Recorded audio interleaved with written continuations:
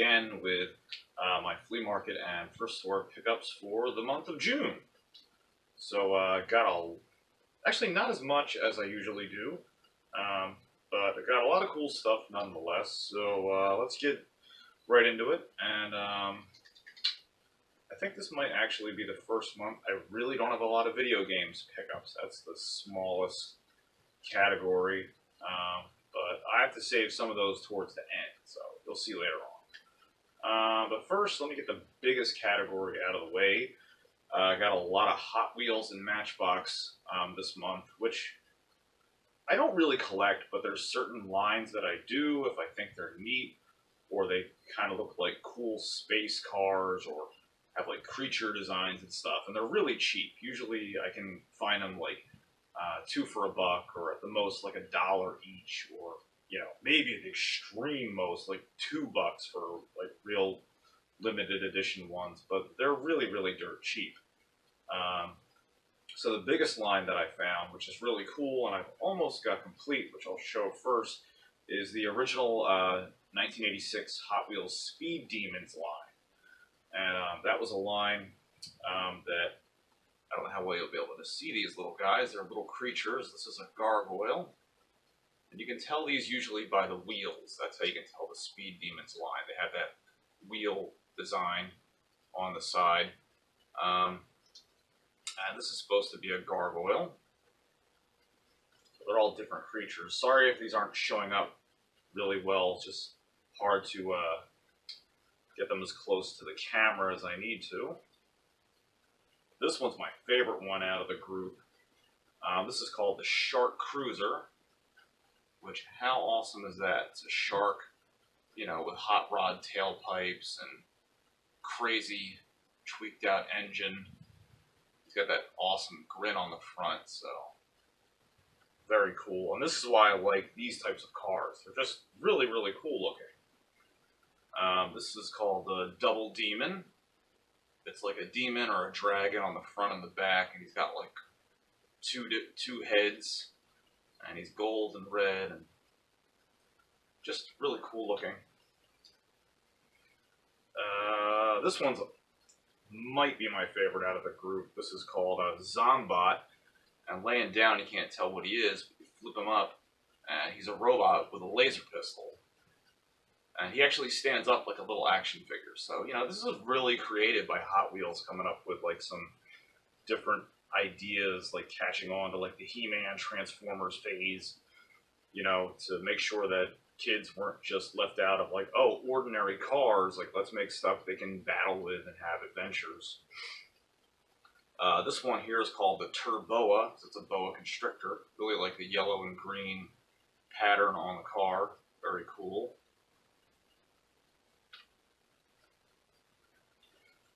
And this one is called Vampira, but this is a Hot Wheels Speed Demons color changer. I don't think it changes color anymore, but it would have gone from like pink to purple, and it's supposed to be a vampire bat.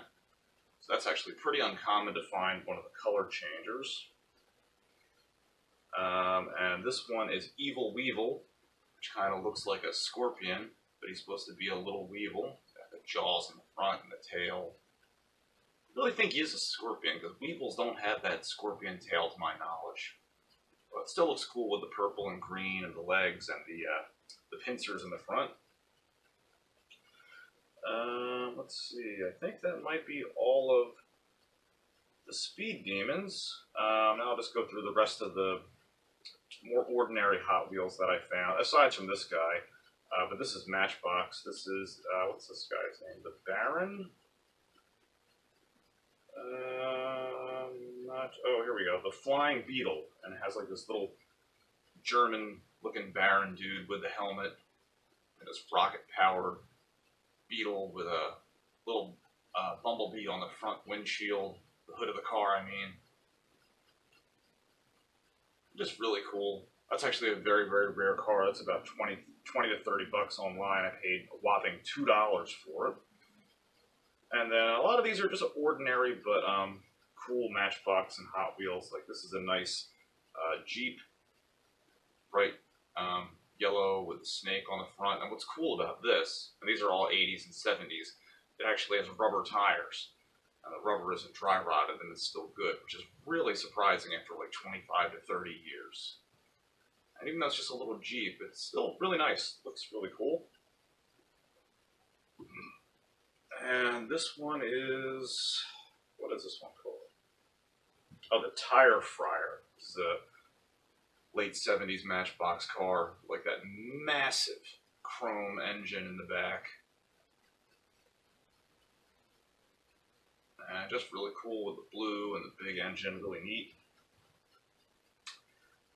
This one, I don't know the name of this guy. Kind of plain, but I really like the big wheels and the big engine. Looks like almost like a construction vehicle, sort of. Kind of neat. This one is called Science Friction. It's a race car that kind of looks like Back to the Future with the lasers, satellite dish on the back. Nice chrome, just cool plastic designs overall. Again, sorry if you guys can't really see them that well. I hope you're able to see them better than I'm showing them. And this one is a majorette car. It's an Indy 500 race car. The majorette also made some really quality die-cast cars, but they were a smaller line that never really caught on and were really big in the UK and Britain, and not so big over here in the States. And this is a red line, but this is a later release red line, because all 60s red lines will have the metal bottom. So this is a 70s red line. It's missing the back hatch, and I think I paid $2 for that. And it's not really worth it. I mean, I kind of thought this was an older model. I don't really know much about red lines. And a guy had a really sweet one on his table that I passed up on that was worth like $50 that somebody bought out from under my nose, or I think he caught on that it was worth a lot more and put it back in his truck. So I was very disappointed that I didn't get that. This is the Hot Wheels Race Bait 308. Just a very generic Ferrari little race car. See, this is like, I like this enough, but I don't really like just the generic car, like with Hot Wheels. Like, that's why I collect the crazy stuff, you know, like the Shark Cruiser. I mean, which one would you rather have? Would you rather have a, you know, souped out shark car or ordinary gray race car? You know, pretty much a no-brainer as far as I'm concerned. And this is the Radar Rover. I think this is a 90s release or a late 80s release. Not the original though, I'm really disappointed because the wheels, if you're collecting Hot Wheels, well, ironically enough, the different wheel styles are usually the giveaway on when they were minted, because they'll have a stamp on the back where they'll say 86 or 88, but that does not always mean they were made in 86 or 88. Even the Malaysia, Hong Kong, and Thailand countries of production aren't necessarily an indicator. It's usually the wheels and the paint. That's usually your best ways to tell, but it's still pretty cool. This is the Hot Wheels Spacer Racer, another type of outer space themed car, and he would have had a little gun that's very easy to lose that plugs in the top, but still really cool. I like the design, little microchip on the top. This is a fairly rare car. This is one of the Hot Wheels flip-outs. It has really nice chrome, nice black paint, and the thing with this is you would flip over this little, there's a little latch on the underneath. You flip that over, and it locks into place, and when you would roll this along the ground, it would hit this little latch, and the car would flip over and pretend like it crashed. So they're kind of uncommon. And this is another Hot Wheels. I don't remember what this line's called, but the whole line is basically like with this Trans Am, like the fronts lift up and you can see the engine inside. Kind of generic, but I really like the paint job on that. That looks really nice. And I got the Evil Knievel stunt car, which I think is really neat looking. Like the design on that. And then I think last but not least, this should be the last one. I found this little Matchbox, just this little orange race car I thought was cool. Like the design, and the back hatch opens up to show the engine. So pretty cool looking. Alright, that'll do it for the Hot Wheels, so let's just move into some other random stuff I picked up. I also picked up for $1 this vintage pair of X-ray goggles called X-ray gogs, and this is from like the 70s or the 80s. I remember seeing these in like issues of Boy's Life or comics where you could mail away for stuff like this. And I tried these, and the illusion works really well. It only works on your hand, but it really does look like you can see the bones on the inside and the hollow skin on the outside. And I think the way that they achieve that illusion is they group a whole bunch of like, they take like feathers from, birds when they lose their feathers, and they use the veins and tightly group them together in like 4, so when you hold it up, the perspective looks like those hollow bird veins are supposed to be your bones. And it's a neat trick if you don't get how it works, because it really does make you think like, wow, you can see your bones. And it's pretty neat. So for $1, that was a fun little gag to pick up. Some other oddities. This was an incredible find. If the candy had been in there, I would have lost my mind over this. For any of you guys who watch like Weird Paul's channel, he did a video on like old vintage candy and stuff. And I remember this growing up when I was in middle school. This was a candy where you could collect, and it says on the back you can collect the different save and trade for the full skeleton. And it's Mr. Bones. And what's Mr. Bones? Well, Mr. Bones is a little candy skeleton that you could put together, and he'd have a little heart, a funny bone, an arm bone, and a head, and a hip bone. And you wouldn't get all of the pieces in every coffin, so you could get and collect and trade all the different pieces and then put your Mr. Bones in its coffin so he could rest in peace. And this was a really, really fun candy to just play with and eat. And he really looked cool as a little skeleton. And believe it or not, this little candy case is worth like $20. You know, it goes for crazy amounts of money online because it's really rare. You don't see them, and I was very shocked seeing that because I totally forgot about that. Another little random thing that I found. This is this little kind of Shogun Warrior guy, and this is for those of you guys who remember the Charms. And now Charms were primarily known as a girl's toy in the mid and early 80s, but they did make some boy-themed toys like footballs and other stuff like that. Like I remember I had a football, like a little frying pan with an egg in it, and they were just bubblegum things. So I don't really think how they got coined being girls' toys. They were just like fun, weird 80s things to collect, and you don't see these very much. And I paid like $1 for him, and he's really cool. Looks like a Shogun Warrior. And just really neat. I thought he was really neat and cool to see one of those. You don't see him too much. Other miscellaneous stuff too. I picked up Street Fighter 2, the animated movie, on VHS for $1. And I actually just watched that the other day, and really good, really funny. There's a lot of cursing in that. I didn't expect that. That caught me off guard so much. Where like E Honda's like, "Oh, you asshole!" and like. I was like, really? That's so unexpected. So that's a funny movie. Also picked up Weird Al Yankovic cassette, Off the Deep End. Love me some Weird Al. And I picked up a busted, but now repaired, Pink Floyd Dark Side of the Moon 8-track, which I am a huge, huge, huge Pink Floyd fan, and this was a lot of work to get back together because I was crazy enough to take it apart and have to rewind it, and I had it playing in the wrong direction where the songs were playing in reverse.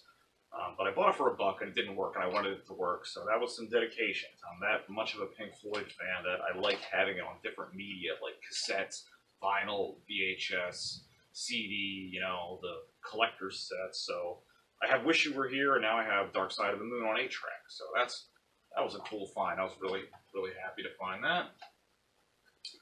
Let's see, other miscellaneous stuff here too. I picked up Child's Play 2, the comic, which has some really good graphics, and it has the neatest thing in the world in here. There is this phone number where it's seriously legit, where back in like the 80s and 90s, you could have called this 1-800 number here, and you could have actually talked to Chucky for like, what it says, like $2.49 a minute, I think. Let's see, $2 for the first minute, $1 each additional minute. And it has like an actual address and the phone number, so that's not a gag. Like, that was a real thing, which kind of blows my mind because I don't understand why a kid who's like 10 or 12 years old would want to talk to Chucky. Because, you know, well, he's going to say like he's going to murder you and kill you. Like, why would you? You wouldn't want to call that and like be like, oh, hey, you're going to come kill me? That's great. Like, why would you pay to hear that? I mean, I know Chucky was funny, but it's just, what a goofy idea. That doesn't make any sense. Also found a Metroid 2 Return of Samus manual, which was really unexpected. Paid like, I think $1, maybe $2, but still, that's pretty cheap. You don't see the manual very much. And also found a UN Squadron manual. I paid like 10 cents for that. Found that at the first store near me. So I have the game, so awesome finding that for like less than $0.25. Other random stuff. Let's see. I picked up this little, this is a Kellogg's Premium of Luke Skywalker and his land speeder with C-3PO. It's missing the front windshield, but everything else is there. It still looks good, windshield or not. And that was $1. So pretty neat find there. Also got another Mask figure. I don't remember his name off the top of my head. This purple guy. It's going to drive me crazy because I do know his name. I just can't remember at the moment. And I got him with a lot of these. If you guys remember last month, if you checked out my video, I found a bunch of Starcom planes and toys. And wouldn't you know it, for only like $3 or $4 with the Mask figure. Ooh, God, just dropped them. Hang on. Where'd the other guy go? Sorry about that. I found a bunch of Starcom figures. And these guys are very, very unusual to find. And what's neat about these is they have magnets on their feet. So you can, you know, that was the whole gimmick of the toy line. They won't work because they're repelling each other's feet. But you would stick them to anything metal, and then they would, like, you know, hang on like upside down or in any position. So pretty cool. It helps my Starcom line along pretty nicely. And then also in the same lot, I got a lot of the matchboxes with. I found 2 more Battle Beasts to add to my collection. Found like this buffalo looking guy. And they have their rub signs too, which that was an added bonus. I didn't expect that. And this elephant guy. So I've got about like 13 or 15 Battle Beasts, so that's really helping my collection along. And I know it doesn't sound like a lot. I do have the transports as well, the vehicles, but Battle Beasts aren't cheap. I mean, they're like $4 for like one little figure. They're an expensive little area of action figures to get into collecting. Alright, also found a bunch of Transformers stuff this month. I found Outback. I think he was $7. The toy store I go to a lot over at the Columbus Flea Market. So he doesn't have his gun, but he's in really good shape and needed him for my collection. So I thought that was a fair price. It's a shame his face looks so much better than Braun. Like, I have my original Braun, and he doesn't even have a face. But, like, Outback, they actually gave him the dignity of, like, you know, a mouth and a nose, and it's like, why? It's like, why not do it to both of them? Like, Braun's a much more notable character. And this I got from a buddy of mine.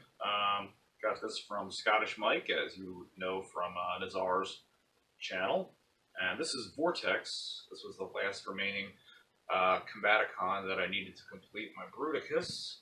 And he is a helicopter, and his power is that he can use his helicopter blades to create a vortex, like hurricanes and tornadoes and stuff like that. And so if you guys see Scottish Mike on any of Nazar's upcoming videos, remind him that I need the rest of those Bruticus parts. Because Bruticus is together, but just need his face and feet and chest, and he will all be complete. And paid $10 for him, which is fair for a loose Bruticus part, loose Combaticon. Not in the best of shape, but I still think it's a fair price and helped me to complete my Bruticus. I have just about 5 combiners completed now. I got Devastator, Superion, Computron, Bruticus, and almost. I only need Drag Strip, and then I'll have my Menasar complete. So I'm getting there. This guy I picked up at Too Many Games. Oddly enough, I really didn't pick up a lot of games when I was there. And he's just missing the windshield, but other than that, he's a really, really nice condition smoke screen. Has all his stickers, and the paint looks really great. And I only paid $3 for him, so all the tires are in good shape. I mean, he's not really missing anything. He doesn't have the accessories or anything, but still, you know, in good shape. I'm not going to complain about that for $3. And let's see. Well, I guess I can show this now. I'll save the one Transformers thing I found for last. This I paid $3 for. It is missing the Diaclone Long Haul, where this would have been a Transformers, get in there, you, knockoff Devastator set. And this thing is awesome. Goes for a ridiculous amount of money online. There's not even one complete list of them on eBay, but just the cars themselves go for like $40 a car because, you know, who the hell has this? Look at the graphics on the back. Absolutely beautiful. And the colors are amazing. The orange and red color scheme. I really do want to find Long Haul. I'll show you what accessories he had left. I'm surprised he had anything. Because, you know, number one, how many people would have bought this in the 80s instead of the regular Devastator? You know, so I mean, of course there's going to be stuff missing. But he has the main connector in the center here that uses to connect all the different cars. He's got the head, which is very important. He's got one of the arms to connect his hands, and the chest plate. So for $3, I'm all about that. That's really cool. That's really cool. Alrighty, I'm gonna put him back. We'll keep rolling right along.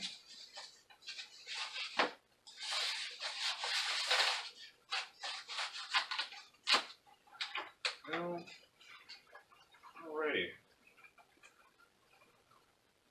This box is in such bad shape. Glad I was able to rescue it. Also, this month, picked up a lot of good Star Wars stuff, too. For $5, I picked up a dewback. The motion really doesn't work when you move the tail. The head is supposed to move as well, but other than that, he's in good shape. He's got the harness and everything. And I love these vintage 70s and 80s Kenner Star Wars vehicles and figures, so that's a really cool find. And I also picked up for $5. Little theme going on there. $5, $5, $5. Picked up a Star Wars Return of the Jedi speeder bike, excuse me, with the box. And this, see that? That's open. Yep. This even has the instructions still inside. And then that is the speeder bike itself, which is really cool looking. So the action feature doesn't really work very well on this because some of the parts are broke. I had to fix and glue back together, but it's still a really nice display piece. Like you can just kind of sit it up and it just looks good like that. And it's still cool to get the box, you know, and the instructions for $5. That's a good deal, I think. I mean, the box alone is worth more than that. And a couple of other things that I can't show in the video just due to size. I will post a photo at the end of the video. I found the Brave Star playset, the I can't remember the name of it off my top of my head, the Ford Imperium or something like that. And it's absolutely huge. I mean, it's like almost 6 feet long and like 3 different sections, and it's like at least 2 or 3 feet high. The thing's absolutely monstrous. And I found a Fright Zone, which was mainly complete. It has the tree where you squeeze the back part where the tree branches come together. It is missing the little jail door, and of course the rubber monster, the monster that goes in there. But I got all of that plus a Grayskull, a Castle Grayskull shell. I already have a complete Castle Grayskull, but this was just too good of a deal I couldn't pass up. And then like some Power Rangers stuff in there. I got a Night Stalker Skeletor's horse that's the opposite of Strider, and a whole huge tub of stuff for $10. Like, are you kidding me? That's just crazy that I got that whole lot. I think it was $10. I know it wasn't more than 20, but I'm pretty sure it was $10 that I paid for the lot. Even still, 20 is not bad because, you know, that the Brave Star playset is like ridiculously rare. Nobody has that. You know, Fright Zone. It's not really rare, but I mean, even for parts, that still goes for a decent amount of money, so I'm really satisfied with that. And my last two will be my finds of the month.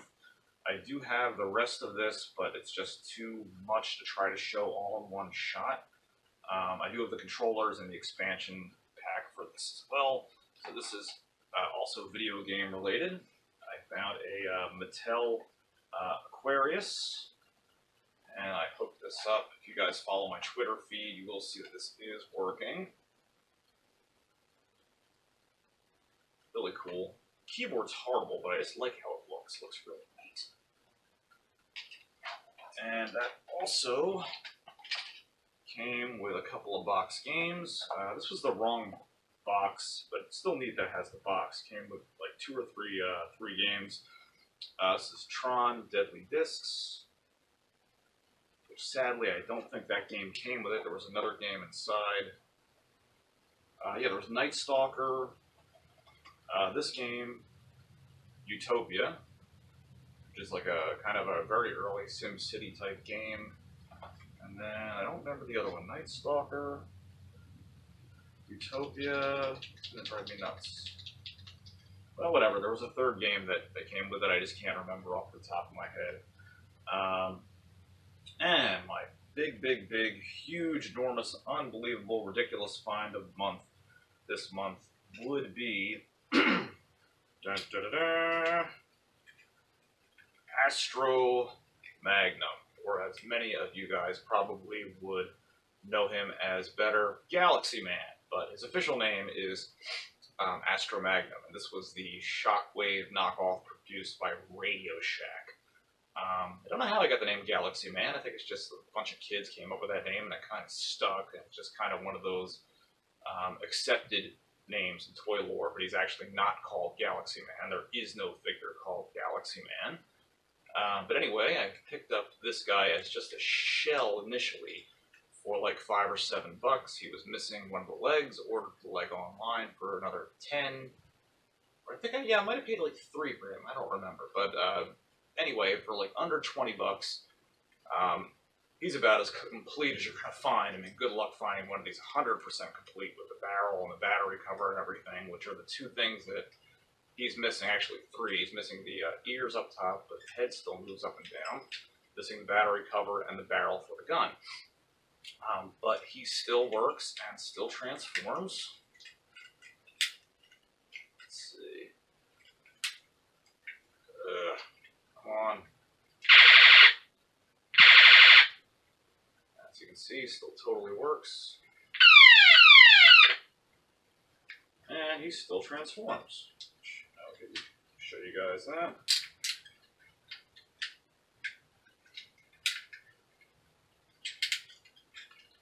But even in his current condition, this is still easily a $40 to $50 toy. Because there was also I believe there was a knockoff Perceptor that was made, and there was a knockoff Soundwave that was made, which I passed up on a couple of years ago because I didn't know what it was at the time, and I'm always kicking myself for that, for not grabbing that, because I really didn't know what it was. I had forgotten that they made them, and I was like, oh, it's just some cheap Chinese knockoff. And there we go. There he is in his gun or shockwave form. And how cool is that, huh? Took a little work to rewire him to get the electronics working again, but very cool. And I got to tell you, not many people have one of these that are actually functional. So yeah, he is missing the front barrel and he's missing the battery cover, but come on, I mean, how many people have one of these to begin with? So that's an amazing find for altogether like 15 or 20 bucks. And that makes Mr. Astro Magnum my find of the month. Alright guys, so that is going to do it for my flea market and thrift store eBay finds, which I don't generally have a lot of eBay finds. It's generally just if I need parts. So, but I just say that in case I ever, I let you guys know if I do pick up something from eBay for the month of June. And as always, definitely comment. Tell me what you guys are finding down in the comments section. Send me pictures at 8ByteBrian on Twitter.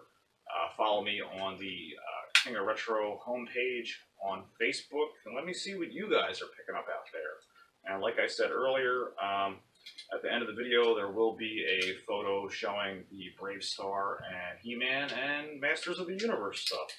So as always, guys, thanks for tuning in, and until next time.